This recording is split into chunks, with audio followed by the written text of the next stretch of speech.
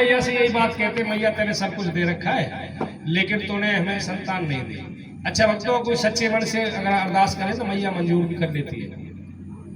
माँ ने मंजूर कर ली उनकी बेटी। एक दिन क्या हुआ, राजा रानी दोनों सो रहे थे और सपने में राजा को दर्शन दे दिया मैया ने। आशीर्वाद दे दिया, बेटा तेरे घर में बेटे का सुख नहीं है लेकिन मैं तुझे आशीर्वाद देती हूँ, तेरे घर में 2 बेटियां जरूर पैदा होंगी। अच्छा, ये सपना आया था कब? सुबह 3 और 4 बजे के बीच में राजा की आंख खुल गई। इसको कहते हैं भोर का समय। और विद्वान लोग बताते कई बार सुबह सुबह के सपने भी सच हो जाते हैं। अब राजा की आंख खुली, सपने वाली बात बता दी। रानी बड़ी समझदार थी कि वन वाई समय 4 पाई छोड़ी, नहाई धोई और मैया के नाम की अखंड जोत जला दी। और माँ की ऐसी कृपा हुई जी, 3 दिन के बाद उसके 1 साल के बाद उसके घर में पहली बेटी ने जन्म लिया। बोलो सच्चे। राजा ने पंडित जी बुलवाए, पंडित जी ने उनके घड़ी नक्षत्र लगन वगैरह मिलाए। कहने लगे राजा साहब से, ये तो कन्या बड़ी भाग्यशाली है और ये मैया की बहुत बड़ी भगतनी भी होगी और इसका नाम रखते हैं तारावती। पहली बेटी का नाम क्या हो गया? तारा। दूसरे साल में दूसरी बेटी ने जन्म लिया, फिर पंडित जी बुलवा लिया। पंडितों ने जब उसके समय का मिलान किया, कहने लगे राजा साहब बुरा मत मानना, ये लड़की तो अशुभ है आपके लिए, बहुत अशुभ है।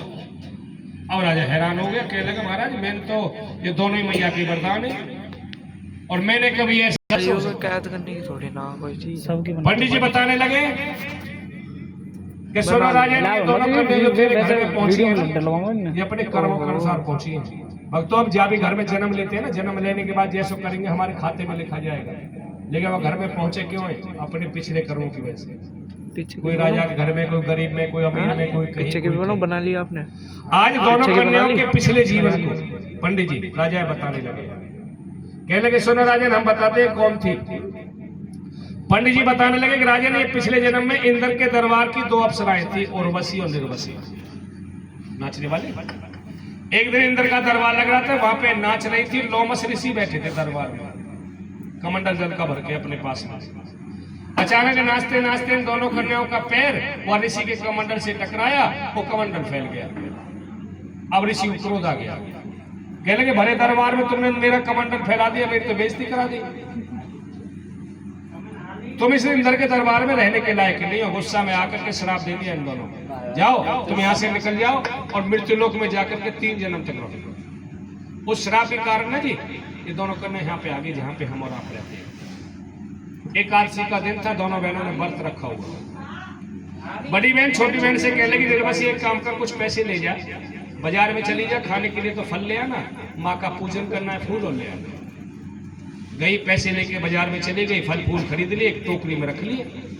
और जब बाजार में से निकल के आ रही थी तो उसकी नजर किसी हलवाई पे चली गई। कोई पकवान, कोई पकौड़े बना रहा था। अब उसके मन में ख्याल आ गया कि अगर आज मैंने व्रत नहीं रखा होता तो इन पकवानों को खा लेती। गाजियाबाद में कहते होंगे पकौड़े खा लिए है जी, कह में सच बता ना है? हाँ। अब मुझे एक बात बताओ, कलयुग में जब आप बढ़ती रहते हो आप अन्न खा लेते हो क्या? जब कलयुग में कोई अन्न ना खाए तो सतयुग में कौन खाने बैठा था? फर्क क्या है?